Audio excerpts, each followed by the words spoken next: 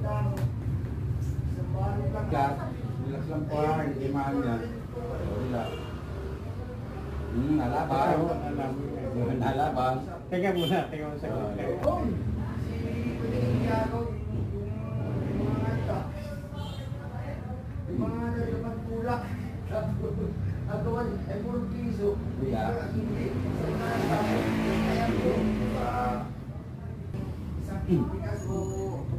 sa sabi nung si atay niya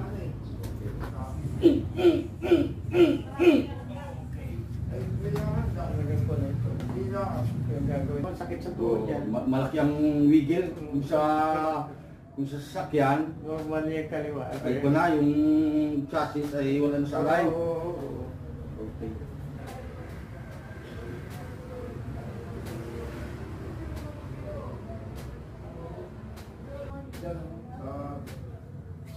sa